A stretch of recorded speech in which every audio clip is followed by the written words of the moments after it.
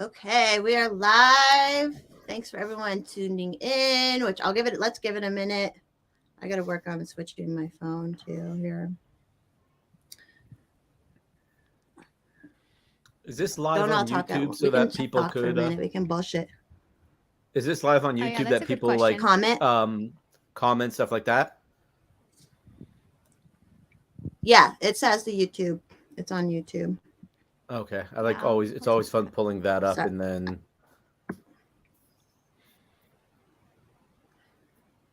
sorry, I'm switching to my phone, guys, so there's not a lag. How you doing, Robbie? How are you? I'm doing great. I'm excited to talk some guns with Yehuda. Let's arm all the Jews. Go back in time, kill some Oh, Nazis. damn right, man. Yeah, it's crazy what the amount of crap that I deal with being an Orthodox Jew, who the crap I get is from the Jewish world, right? Like the gun industry is nothing but supportive. They Yeah, are because they want the Jew amazing. money. They want Jews buying guns. The whole new untapped market that's got money. I mean, it happens to be though. You know, just don't they can't comprehend the idea that Jews are anti-gun. And then It's here so stupid. I grew up Connecticut, Jew, Orthodox, and the fact that every Jew doesn't own a gun. If you look at world history and you have a right to own a gun, you're stupid. Oh, True. absolutely. I mean, look, that's one of the reasons why I launched my brand, the whole Pew Pew Jew brand. Not just my books, but kind of think of my brand as grunt style for the Jews, right? Like I wanted a place where Jews can call home and have this pretty awesome line of t-shirts and hoodies and all this stuff that they can wear Merchandise. and be proud of. Right, that they can be proud of. I got a good slogan for you. We're not physically tough enough to not own guns. I love that. I would wear that. There you go. Yell's already supporting the cause. Sorry, Forest Mommy. I'm taking over here. It's your show. I'll shut up. You can host. No, I love it. I love it. I'm switching over here real quick though. Hold on. So what's the I giant? went to, My Yeah, computer go is ahead. so Sorry. terrible. It's like No, I was gonna stay on topic. I actually so I moved from New York City to Texas just a few Ooh. months ago. Oh, we got two Where in Forest Texas? Mommies. I moved to Austin, which I know it's very controversial because I know some people It's okay. think that's It's not okay. Texas. Well, I'll make you a I feel like deal. I need to defend myself. I have a ton. I mean, I'm in Dallas. So if you ever come out to Dallas, definitely look me up. We will go shooting. It'll be fun. If not, I do have some fantastic firearms instructors who are in the Austin area who would take care of you Ooh. and show you a good time. Awesome. That's actually amazing. So I've only been to the shooting range one time, like ever, and obviously since I moved here. Yeah, it's wild. And I grew up in Israel until I was 12, so I didn't do army or anything like that. So I have no firearm experience at all. So this is like my first yeah, it's wild, and coming from New York City where you basically don't have a Second Amendment. Yeah. It's very interesting. all right. So Thanks for yeah, everyone. I'll take you up on that. Everyone who's watching, who's probably like, "What the heck are you doing for us, mommy?" I wanted to have oh wait, I thought of the words. It could be a Jews Day. This is a Jews Day afternoon. Sorry. Why don't we go around and everyone introduce yourself? Let's start with you, Yehuda. Excuse me. My name is Yehuda Reamer, and I run a brand called the Pew Pew Jew, and I'm the author of 8 books that revolve all around firearm safety, firearms education for children. Very good. And Yael. Hey everybody, I'm Yael Becker. I'm a previous business owner of 10 years. I own my own belly dance fitness brand and currently switched over to some politics. So I have my own podcast called Can Relate, and that's where I'm at right now. You're based as hell. I love it because you like make some naughty jokes or just jokes that we shouldn't be making, you know. And then you laugh at the terrible ones I make too. So it's all good. It's so much fun. Thank you. And Robbie, introduce yourself. Robbie the Fire, Run Your Mouth podcast. Check it out. We're going live daily in the morning, so hang out. Yeah, those are good. What time do you normally do it? I haven't Like- figured it out yet. I want to wake up early enough to be doing them at 8 a.m., but thus far, I drink and I like staying up late at night, so that's not really working. And that's 6 a.m. for me, so that's early. Yeah. Well, that's what I'm trying to do. I want to be first. You know, it's like it's like all the news information. I feel like it's like a hotel room with a nicely made bed, and so I want to ruin it before anyone else can get to it. They've been great. They've been funny. So I wanted to have this wonderful Jewish roundtable on because I grew up with very little Jewish influence, unless you guys really are controlling the world or whatever. But like, very little like influence on like, there just are very many Jewish people around me, so I don't even know. Like I know like so like you said, you grew up in Israel and all this, so I kind of want to like hear. And I know everybody who's Jewish is totally different and lives a totally different life and stuff. So I just want to kind of like hear about it basically. So I don't know if you want to explain like how Jew you still are or how Jewish you are still. I don't know. We can start Yael if you want. Well, How you grew apparently up, my- like how you grew up. You obviously were born in Israel or started there. So anyways, yeah, go ahead. I just tweeted a second ago that I'm probably a disgrace to this round table. My iPhone corrected Jew to new, so that I don't even know what that means, guys. But yeah, I I didn't grow up very religious, so that surprises a lot of people, especially because like people assume that if you grew up in Israel, you're like super religious, and that's actually not necessarily true at all. So it's more based on tradition and holidays. You know, obviously some people do the holidays legit, and then there are people like my family that kind of just do the food part. So I did not grow up very religious at all. No temple at all. So sorry, guys. even what while else? even in Israel, even while you guys were like in Israel. Yeah, I actually went to temples when I moved to the U.S. because I worked in the wedding industry for a while. So that was like the first time that I really like experienced like any sort of temple. So in Israel, I experienced none of that at all. I experienced more in New York, but yeah, so not a lot of religious experience for me as far as Judaism, but definitely like holidays. Yeah, that's the background. Is that what it's called? Like then it's like a racial Jew or whatever. Or like I don't even know how this stuff works. You guys got to like school me on everything here. Like a Oh, yeah. non-practicing Jew. Yeah, non-practicing would be good. Robbie, wow, you tell your little like how you grew up and stuff. Well, I grew up very religious. If my parents are watching this, then I'm still religious, keeping everything. Love you, God. You're my homie. You know, and now I kind of do my own thing, but full respect and love to everyone who manages to keep their faith out there. Yehuda looks like he still got it. God bless. And I don't know. It's whatever you want to make of it. You know, they circumcise you. You don't really have a choice. They clean up your penis when you're 8 days old. They go, listen, women are gonna. Well, if you're keeping the faith, only one's gonna see it. And you know, Jewish women, they don't like foreskin. It freaks them out. They're like, what the fuck is that? They like a nice clean penis. So that's the first. That's the first thing that happens. 8 days in, rabbi, he takes it clean off. He sucks some blood straight from the tip. They like to get in there, really make it a ceremony. They do it live in synagogue. And then after that, they expose you to increasingly more of it. And then at some point in your life, you can decide that you want to ammo up and defend your fellow Jews, or you can shave your head and try and blend in. So I went more the blend in route. You are looking very like shaved and smooth and cleaned, by the way. Yeah, because I got to wake up every morning now and see my face on the camera. So, you know, I can't be as grungy. Love it. It's only a matter of time before I have a full makeup studio within like I start in like in your studio, you'll have it Yeah. all makeup, your ring light, everything you have. You'll be all set.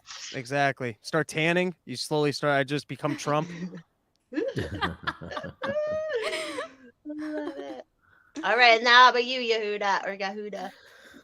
So I grew up Orthodox Jew in Los Angeles, lived there for 30 years, moved to Texas 7.5 years ago. I'm still an Orthodox Jew. And yeah, you know, I try to follow the Torah as best as I can.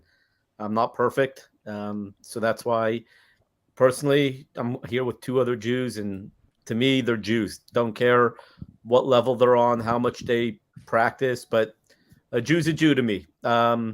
You treat me well, we're good. You don't treat me well, we're not good. I kind of got that vibe from you because even when you shared that one post I made about the Nazis, I'm like, oh, great. Everyone's going to come after me about it. But you were like, no, you liked it. I was like, the Orthodox Jew even liked it. So I must Yeah, have, Wait, what so was I'm it? I basically said, like, yeah, yes, the Nazis were terrible people, but we have to remember it was the government that did it. It was basically Yes. anti-state, like saying it was the government who did it. The Nazis took over the government. It was government. And he shared it. right. It was great. Use the term government, not necessarily Nazis. Nazis was what they call, but at the end of the day, it's more of an impact if the Holocaust was government mandated, right? It was government sanctioned, if you will. So yeah, no, absolutely. Look, I'm a very self-deprecating Jew, incredibly self-deprecating Jew. I lost over 60 relatives in the Holocaust, and You guys put up good numbers. My family's like 1 or 2, 60. That's pretty solid. Same. guys I got appreciate after that. it. Yeah. Well, you should see my 5-year-old son. He is like the perfect Aryan child. He's blonder than Forrest Mommy, and he's like platinum blonde, big blue eyes. And this is one of my favorite stories. He was playing upstairs one night, and it was time for dinner, and I'm like, hey buddy, it's time to come downstairs. And he comes literally stomping downstairs because he's pissed off, right? And he's like marching downstairs. What kind of a Jew is pissed off that it's dinner? Yeah, right. I made dinner. That's why it wasn't my wife. And he comes marching down the stairs, and I got this big smile at my wife, who's also blonde hair and blue eyes, also Orthodox her whole life. Turns to me, she goes, "Don't you dare say it." And I just turned to my 5-year-old. I'm like, "Hey, buddy, who taught you to goose step, or does it just come naturally?"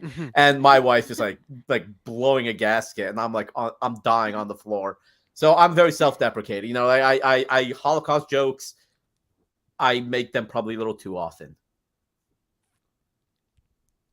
I don't make This any. is a very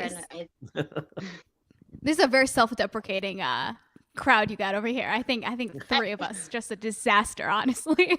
I know that's what I wanted because I think I remember you made some Jewish joke at one point and I was like, oh yeah, I love her. It was about I pennies. don't remember what it was. Yeah, it was about pennies. pennies. It was something. It was pretty bad. I had to think for a second, and I was like, yeah, reply. Do it.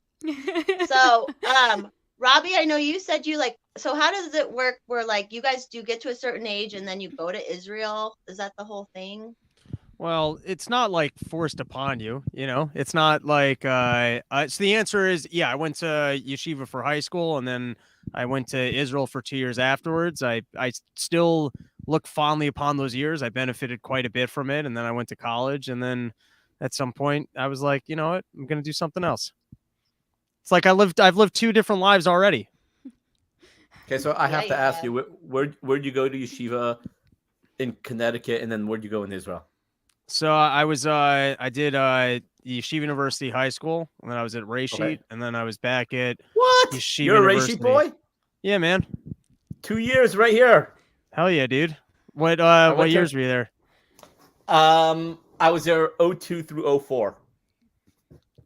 02 to 04. I don't even remember what years I was there. I'm 37, so I don't know. Oh, we're not that different. I'm 33. Okay, Not so that you far were apart. probably a couple. What? Oh man, so you might know was my brother there when you were there? Maybe. You guys I don't all know. know We'll each talk. other. You all know each Dude, other. yeah, it's so all- I had so much sex I'm with your out brother. of this loop. Oh, here's a question from the chat really quick. What are the different types of Jews?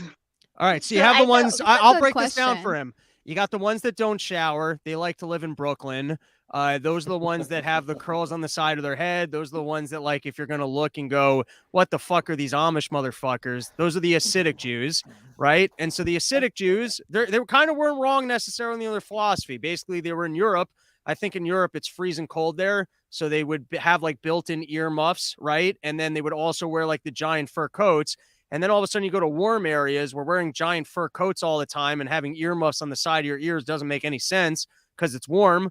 But they were like, nope, we are keeping our traditions because if we start changing anything up, everyone's going to assimilate, right? So those are like kind of the more goofy looking Jews. Then you got Yehuda, who's like medium goofy looking. And so that's more like modern Orthodox, where what they said was, listen, we can take some of like modern philosophy, we can work real jobs, we can interact with like the world, we can accept all wisdom, but we can keep our religion. And so that's kind of the school that he comes from, call it Torah Umada. Then I'm the guy who proved the Hasidic people right, because all you had to do was put a TV in front of me. And I was like, fuck this religion thing. This other thing's way cooler. And then you got Yael, who is one of these Israeli Jews who would just prefer that, like, anyone in Israel that isn't religious is just like, can I just go to America and make money? They don't give a shit about the country. They don't give a shit about religion. Like, there's a contingency of people that move to Israel just because they're like, yeah, oh my God, this is amazing. We've got Israel. It's the home of the Jews. And then you've got everyone that was born in that country that's like, can I get the fuck out of here and just make money? And those people are actually more Jewish because they just care about the money. They don't even care about the country. And that, I think that basically breaks down all the class. I'm happy to debate anyone if they want to take a different approach, but I think that about sums it up. Solid. Oh, love it. Thanks for coming on, Robbie, and everything. Anytime. I'm here for you, Forest Mommy. I just want to make sure that the world has accurate information, especially when it comes to the Jews. And, you know, there's so much anti-Semitism out there. So I just want to make sure that people have accurate information about who we are and what we're all about. Yeah, because it's like they say y'all control the world or whatever, but it's actually like the World Economic Forum, or you know, like, And the Jews that are there, but it's a specific couple of them. We're not the ones that are making all that Jew money. It's not us. Definitely not me. I'll tell you that much. I know. Every time people talk about it, I'm like, listen, if you're going to say some shit, like, at least let me benefit from this, because I missed this memo. I don't know. I feel left out. So I'll tell you, when that came out, that Representative Marjorie Taylor Greene, whatever her name is, the whole thing she wrote that the forest fires in California were started by space lasers owned by the Rothschilds, the Jewish was space that lasers. Was that a real Yeah, Did you thing? really say that? Yeah, she posted it on Facebook, real thing. Oh my So- God, that's amazing. So that's when she started getting, you know, all the, she's an anti-Semite. So, of course, me using my Jewish brain, right? I immediately went to Adobe Illustrator and I kind of mimicked the famous shirt from Die Hard, where it says, now I have a machine gun, ho, ho, ho. Now I have a Jewish space laser, oi, oi, oi. That's great. And I sold like 60 of them within like the first like hour. It was fantastic. oh, love it. Are all your See, are all your books that you wrote gun books, Yehuda? They're all gun books except this one. Nope, this one right here. Right there. It's called 10 Little Liberals. And I That's the wrote one it... about shooting people and who you can Yeah, shoot. no. It's like a diagram of the appropriate people to shoot at. 10 little No, liberals so- up against the wall. Well, no, pretty much. That's what it is. It's 10 little liberals standing in a line, told to get a real job. Now they're only 9. And then it just kind of spirals out of, you know, down and down. So that's the only one that I wrote that is kind of political, not necessarily gun related. But the other 7 are all gun related. And you said you're from California, so did you get into guns in California? So I Out did buy there? my first gun in California. Yeah, I definitely bought my first gun in California, and it's actually how I got into writing children's books. I was married out of the house, and I had 2 kids already, and my younger brother, in front of my parents, and you know, as Jews, we all know what the Jewish mother guilt is. So in front of my parents, my younger brother was like, "Hey, when can we go shoot the Glock, your Glock?" And my parents like had a full-on Chernobyl meltdown, right? Like full on. And they wouldn't talk to me for weeks. And then I realized, I'm like, look, if I'm going to be a firearms owner, I definitely have to be able to educate my children on firearms and gun safety. So I wrote my first book called Safety On, which was all aspects of gun safety. And This is, I wrote it. can I just, I love this because I do this also in my own way. this is such Jew logic that if your mom gets upset about something, you have to become an expert in it to shove it in her fucking face. That's what I did with Corona, by the way. I did the exact same thing. And part of why I became such an expert on this shit is my mom with the vaccine. And then you have to come up with so much information where you could basically be like, no, listen, you Jew bitch, I have a doctorate in this information. And I like, as you just said that, I'm recognizing that it's such a Jewish male trait of that. If you're going to do something that's contradictory to what your mom, then you have to go like, so like, you have to become such an expert in it that like, or you got to make enough money off of it that they can't say anything. So good for you. Well, That's so Jewish. so that's what ended up happening, right? That's what ended up happening, right? Within the first year of me releasing my first book, I ended up releasing 4 books in 1 year. So all of a sudden, my parents are like, "Whoa, this isn't just like a hobby. Like this is a real passion and a possible livelihood that our son is having." And then as California was getting worse and worse, my parents kind of opened their eyes a little more. And now When you say worse and worse, you mean once they had a homeless person in front of their house, they're like, someone get me a fucking gun. Who said that this is okay? So it's funny because when my wife and I were looking to move out of LA, we absolutely hated LA because it was horrible. But looking back, when we left 7.5 years ago, LA was still a paradise. You had Skid Row, but you didn't have the incredible homeless problem that like I'm a Valley boy, right? That's where I grew up. So we didn't have the homeless just living in front of your house in the Valley yet. It was still a relatively safe area. But my parents finally kind of saw the light, and 5 years, 8 books, a very recognizable brand in the firearms industry, and it's been fantastic. I'm proud of you. I'm not your mom. I'm your forest mommy, but I'm proud of you. I appreciate that. I love it. Oh, wait, I wrote down questions to ask too. Do we want to talk about what Whoopi Goldberg said? Are you guys over it? Oh, I had mixed feelings about it. I think I would assume we all agree she doesn't need to get censored, obviously. I don't know. First I was actually going to tweet that I didn't think she was being malicious about like what she said. Because she said that it wasn't a race issue, right? Is that what she said? Yeah, because Jews are white. Everyone's white. Yeah, I don't think she was being white on white crime. Yeah. No, sorry. I know I won't shut the fuck up. So you get some words. This is shocking. I'm very quiet today. Yeah, I'm just trying to remember. I think she said it's not a race issue because it was a white on white crime. And so what it was I bad took humans. from It was just like humans being bad to each other, kind of. Yeah, and okay, so what I took from it was that in her mind, race is just black, white, brown, right?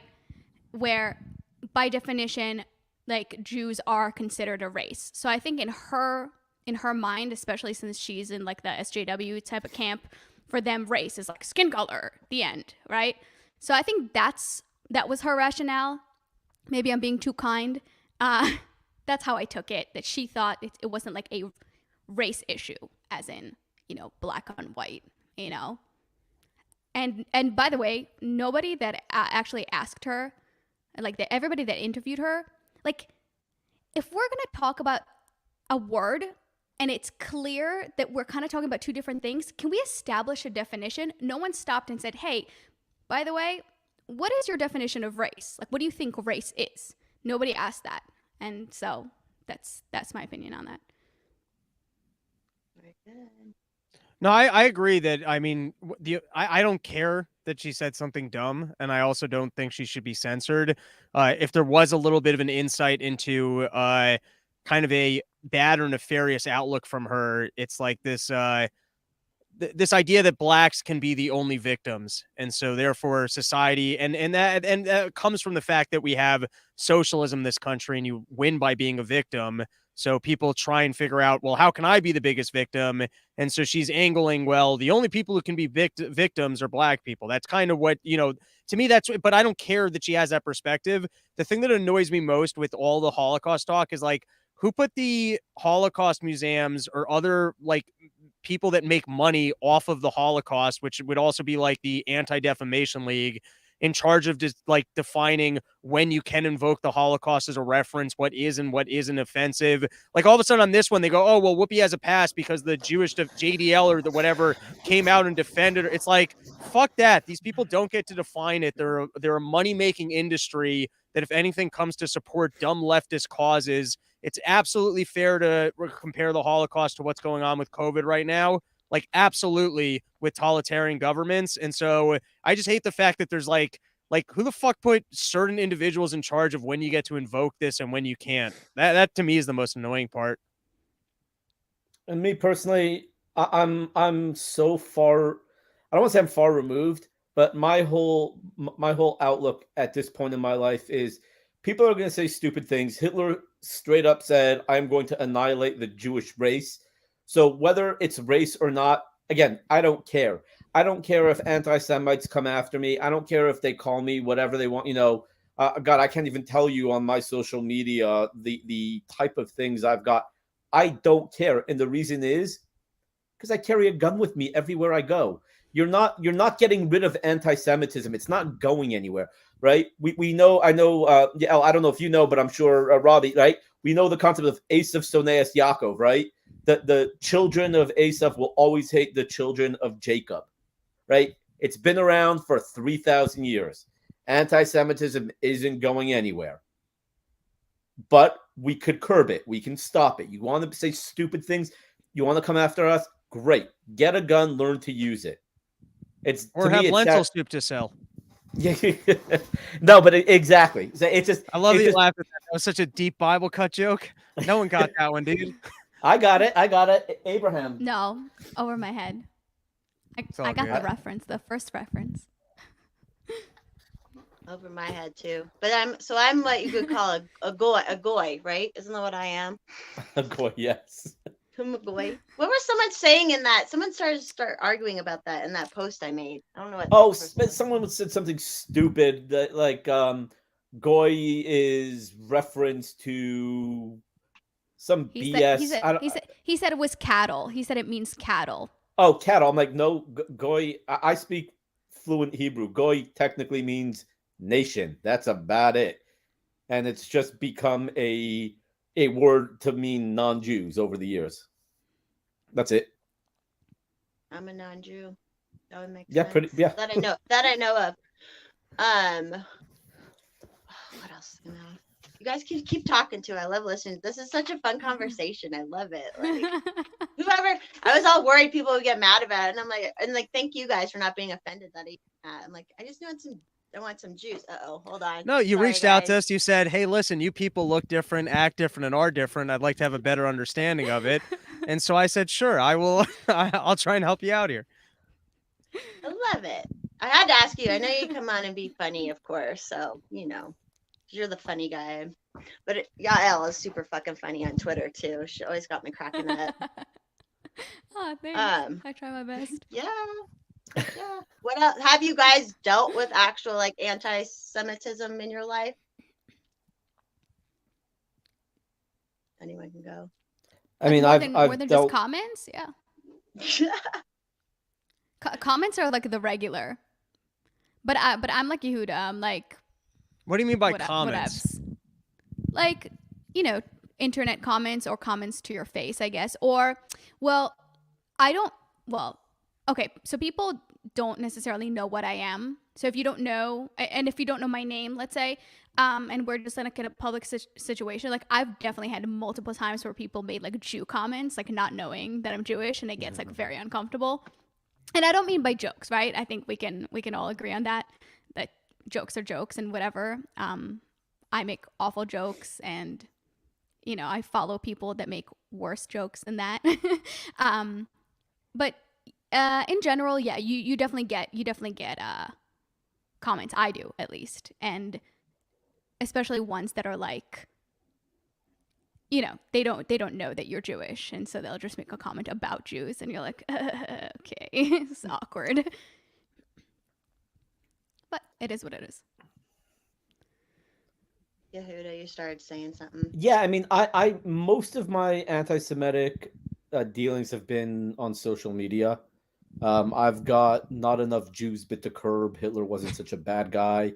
I think my favorite one was I posted a meme of Robert Duvall, you know, his famous line, "I love the smell of napalm in the morning," from Apocalypse Now, and someone just randomly wrote back, "I love the smell of Zyklon B in the morning." I'm like, oh, that's a fresh one. I haven't heard that one before. And yeah, I get that stuff. I've been told I'm not Jewish. I've been called a Nazi. I just there's so much crap out there, and in person, I've had a few run-ins. I'm not saying, more just people saying like walking by and like dirty Jew, like something like that, but nothing really where I thought my life or, you know, anyone around me was in danger. I'll say, you know, I haven't worn a yarmulke in a long time, and even when I was a yarmulke wearer, I preferred a hat. But to be honest, I always kind of felt uncomfortable wearing it because you're definitely labeling yourself as other. You know, I haven't really thought about that in a while, nor have I like actually worn a yarmulke. You know what I mean? But like, and Yehuda, you're probably pretty used to it by now. But I actually never really liked being out and about in yarmulke. I will send you one of my 2 camo yarmulkes with my Oh, there you logo. go. Lets people know that you're carrying. You're Damn packing right. some heat. So I mean, I've had like scattered incidents, but like, I don't know. I've never been beat up, threatened with violence, or had it really affect me. But I will tell you a crazy story. And this one just like was an eye opener to me. Was one time I have a friend, this friend of mine, or I should say it's my best friend's older brother, grew up with this kid, really smart kid. Don't see him around that often. You got friends, sometimes they go off the way for a little while where they're a little bit crazy. God bless. You don't roll them off. You know, it just is what it is. This kid, his grandmother is one of the only survivors from the Warsaw Ghetto. He has relatives that survived the Holocaust. And for some reason, he went through a little stage where he was on some neo-Nazi kick. And I walked into a Starbucks and he's sitting there and he's wearing an SS shirt. And I just laughed. I laughed because I'm like, this kid, like his grandmother survived fucking Nazi Germany. He's wearing an SS shirt. Like, it's like, to me, it's more ridiculous than anything else. And I couldn't believe this. So I'm sitting there and we're in the middle of like, it's weird that he's even wearing it. And it's weird that in the middle of his story and no one's like, what the fuck are you doing? Some dude walked up to him and shook his hand like he had just like served our country in a war. Like shook his hand like it is so honorable. Like there's not enough people like you that are willing to stand up and say something. And I was just surprised. I was like, my God, that is crazy to me that in the middle of Queens, like somebody could see someone wearing an SS shirt and be like, fuck yeah, somebody's taking up the cause. Someone's willing to be honest. Now I don't walk around because I've seen this with other minority groups that they become convinced that anytime they see any degree of racist behavior as evidence, like some people, like some black people think that every white person is 100% racist. They just pretend not to be. And like, if they can see anything, they're like, you see, that's proof of the fact they're all racist at home. I know I don't behave that way. I'm around white people all the time. They don't behave that way. So that's in their mind. So I don't walk around with like this idea that everyone hates me or that my life is any worse. I actually think you look at history, we're damn lucky to be in this country at this time. Is like, this is as good as anyone's ever had it. Like, so if you're complaining, you're being the biggest Jew of all. Go fuck yourself. But like, it's out there. I was watching, I don't know if you remember that last debate Dave did with, I think it was Nick Fuentes, and the whole comment section was just like, it was awful. The whole, I never watched that. That's half people being funny. It's like it's like edgelords too, probably. I figured like it was. It's just Yeah, it's you just kinda half have to- people. Yeah. Yeah, exactly. You kind of have to take it with a grain of salt a little bit on the internet. Like, yeah, I purposely did not read that chat, honestly. 'Cause it's just, yeah. It was terrible. I was like, holy shit. It's the internet. That's not how people are. If you go play Call of Duty Yeah, for it's 5 true. minutes and you listen to the way 12-year-olds are talking to each other over the thing, like, first you got to be a dude and just know. I know this is like a term that people don't like. There is a thing of locker room talk, which is like, we're being assholes here.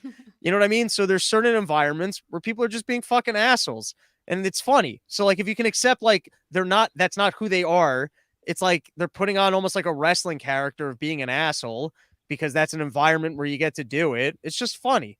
Like most of those people, that's not their opinion. It's just funny that you can be anonymous and say something terrible in a chat. So they're doing that. I don't think anything online is representative of people's real personality.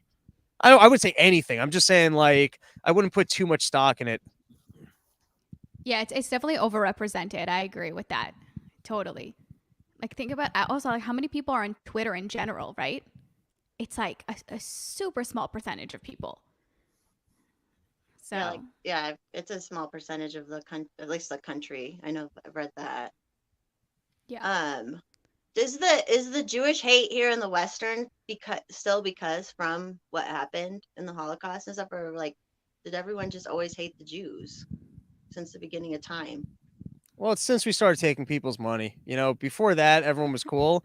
But then once we really figured out how to like just accumulate everyone's wealth and run the media, and then, you know, people like Nancy Pelosi drinking baby blood.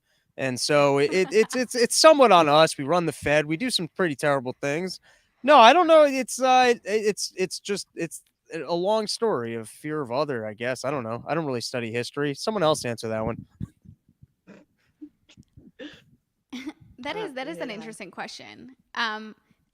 There definitely seems to be an overrepresentation of Jews in a lot of industries at the top, right? It's not just the ones that people conveniently look at.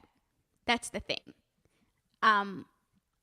Do I have evidence as to why that is? I don't. I never like decided to dig into it. But if I know culturally speaking, well, okay, you have the guilt that goes with working your ass off and being the best and being like the smartest, right? Culturally, that goes for like, and then there is like the hookup, which is, you know, you're gonna like help your people out.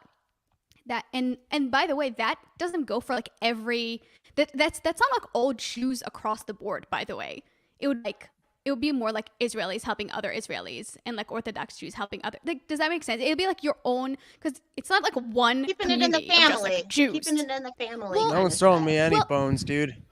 Same. Oh shit, we offended Yehuda. Yehuda was like, Oh, "Fuck this, I'm leaving." Yehuda, I'll give you the hookup even though you're not Israeli. Come back. Back here. There we go. That's Yehuda, I'll give you the hookup. I'm sorry. No, I was about to say freaking Jews kicking me off. They're like, oh shit, she's telling her secrets. They meant to kick me off. Too funny. That's the best I got of that explanation, right? From what I tribal, know. I guess from it's upstate. tribalish kind of thing, huh? Like, I mean, I don't know. Definitely for Israelis. There's no doubt. Like, I know Robbie was saying, for real, like, look at startups, let's say in New York City. I mean, a stupid amount of them is like Israelis. They come here and they invent shit. It's part of the culture. While here, I feel like entrepreneurship went down here, like in the US.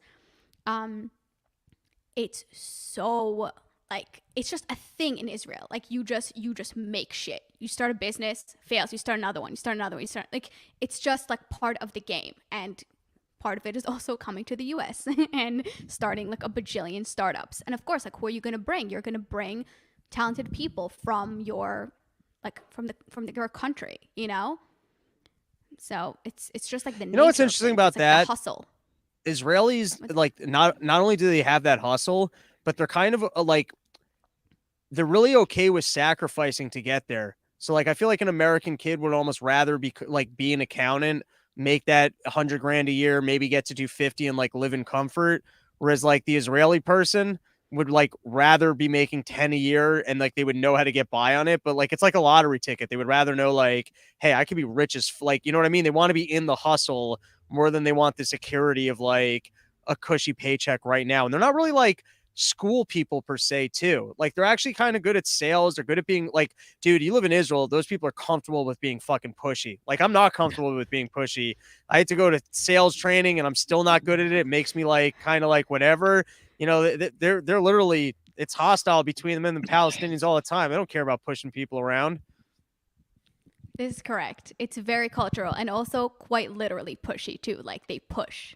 Like you gotta. Yeah, get no, used to they're that. Like, terrible, dude. If you're an American Jew and you go to Israel, you're like, I fucking hate Jews. Like, but it's the Israelis. They're tough. They really are. Yeah, it's rough. Believe it or not. Like even I've been here for like over 20 years now, and even like when I go back to visit, I'm not used to it anymore. It's hot. And people are just like pushing, and they're way too close to you, and you're like, dude, relax. Yeah, there's like right? it's like the entire country's on coke all the time. It's And almost you know- like yeah. It's not even that. They are the craziest drivers. So they get close to you walking, they will literally fly by you in a car at like 90 miles an hour, and they'll be inches from hitting you. But those guys are driving those cars like freaking NASCAR. Like they'll cut you off. It's like if you're not used to the culture almost, it feels like everyone's telling you to go fuck yourself all the time. That's what it feels like. It's very true. It's very true. And they partially are and partially not. Dude, I haven't been there in a long time. I haven't been to Israel in like 11, 12 years. Well, I don't know if you're quadruple jabbed and boosted that's true. 18 times, but it doesn't look like any of. I mean, I know I haven't been there for about 4 years, and at the rate that Israel's going with what you need to get in, what kind of jabs you need, and the vaccine passports and all that, doesn't look like me and my family are going back anytime soon either. Yes, same. It's really weird to think about, right? Yeah, why Yeah, did Israel- they like go after Israel like that, or not go after it? But it feels like they were the first ones. Were like, no, we're gonna like start really pushing the vaccine and arrest and like make it hard for people. And The government has a contract with Pfizer, Right. and the government is getting like the data of the people. So they're legitimately like experimenting on the population, straight up. Yeah, Israel is not. I mean, as much as I love Israel, Israel is not a place I would want to live in today's day and age. They're very draconian with many things. Their gun laws suck on every level. Really? So I always thought what I remember of Israel was everyone that was like weird coming from America and seeing people just like open carry everywhere. well, I'm not talking about the soldiers, right? Like you have soldiers walking around, but Israel's gun laws suck so badly. I mean, they make New York, Connecticut, Illinois, they make them look Yeah. like utopias. Yeah. I'll tell you, in Israel, you are only allowed to own one gun at a time. It has to be registered. It cannot be any sort of long gun. Can't be a shotgun. It can't be an AR. Hell, you can't even buy a Tavor or a Galil in Israel. If let's say you wanted a 6 hour, you register it. You're only allowed to have 50 rounds of ammo in your house at any given time. And let's say you decide you want a different gun to carry, you have to go to like a designated store or something like that, turn your gun in, buy the new one, then re-register it as what you're now carrying. It's wild. I mean, wild. You're gonna be stuff throwing rocks like Palestinians. I mean, come on. Yeah, you would think that they'd have more lax gun laws, but no, it's brutal there. It's crazy. And so, is every Israeli a Jew? Are you automatically a Jew if you're like Israeli? No, you can be a quarter citizen and an Arab. There's not a lot of them, but they're Arab Israelis. I think they're quarter citizens, maybe half citizens, maybe 3/5. I don't know. It's hard to keep track of these things. But dude, the Arab Israelis, though, they got the best living conditions of anyone in the region. Like if you were to go anywhere, ask some random Muslim in the Middle East, like what government would you most like to belong to? The answer is going to be second class citizens in Israel all day. All day. Best option. Not even close. Unless you're like a Saudi royal or some shit. Yeah, that's where all the big cute. Well, I guess they have a shit ton of money in the Saudi. All that. There's some like weird, also random religions that live in Israel, like the Dows or something. What is that? With something with the they've been around forever with the D. I'm not remembering the specific, but they're The out there. The Bedouins? Druids. Druze, yeah. Druids. Yeah. Yeah, what are those people? I don't think you're supposed to say those people, but I just did. The Druids are kind of like nomads. They've been in that area for who knows how long, you know? Since before time itself.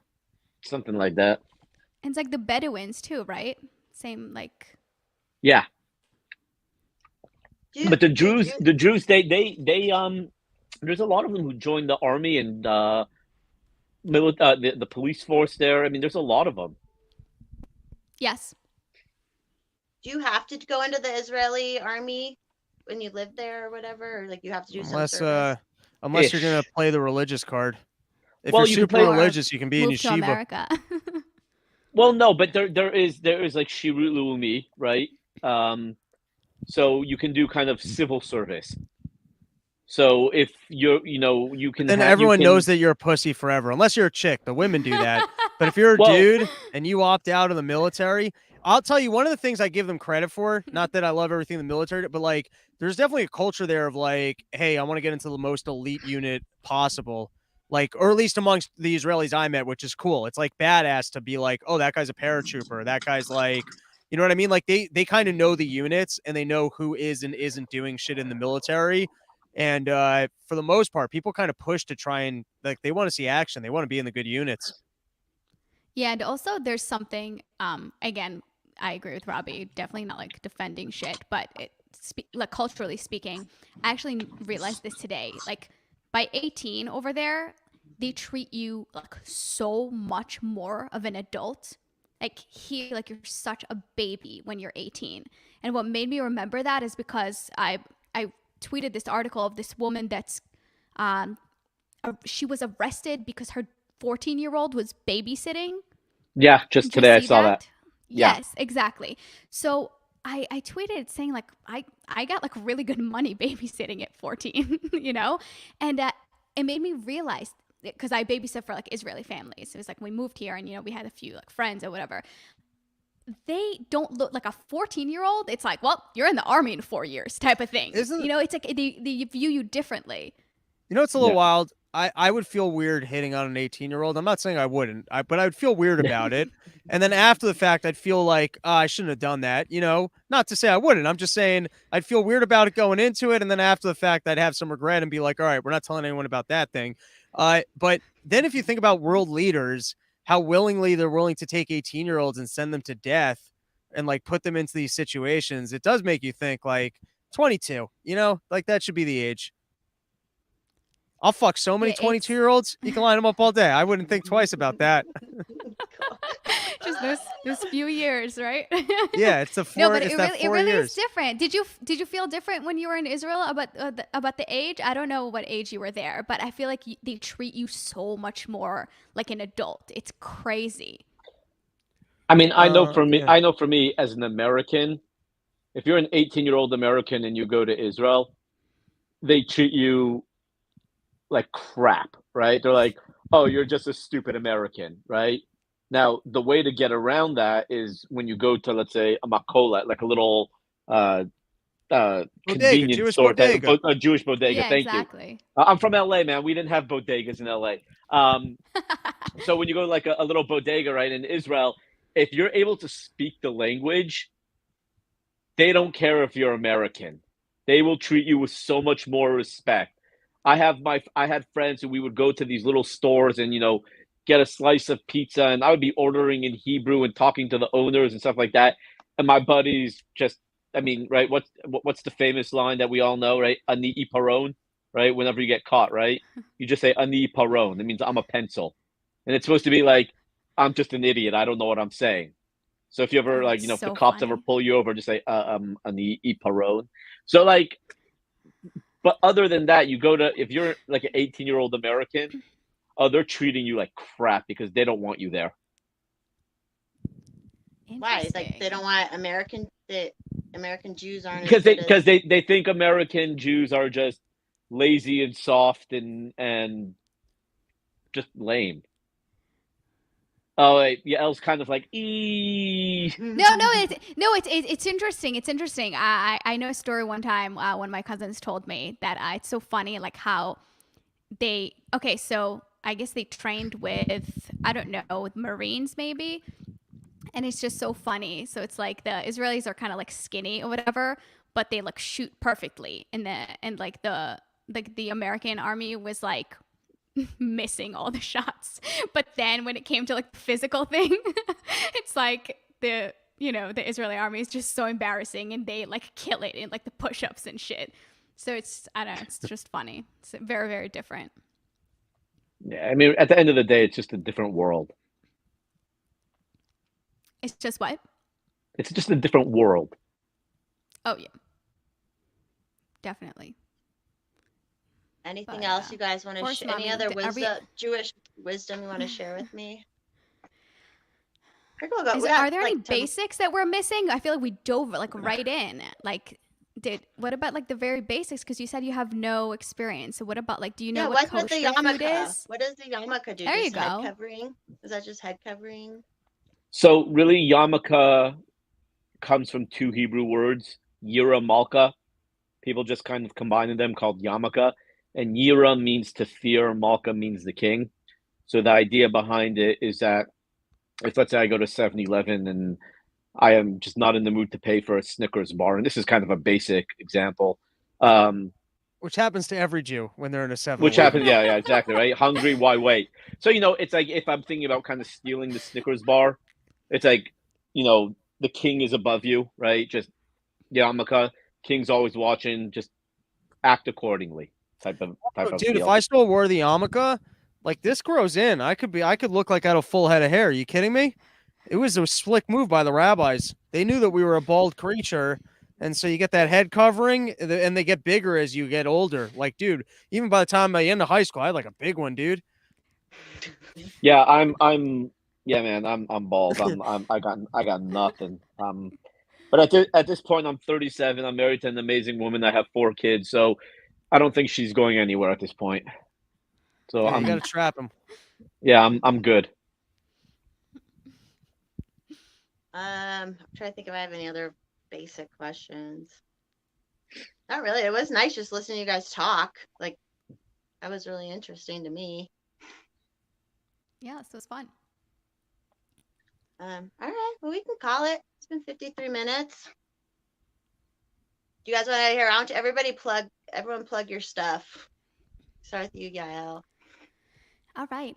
So thank you for having me. You can follow me on Twitter at Yael_Becker, Instagram Yael Becker, everywhere else basically Yael Becker, yaelbecker.com. My podcast is called Can Relate with Yael Becker, and yeah, that's it. Truck supporter.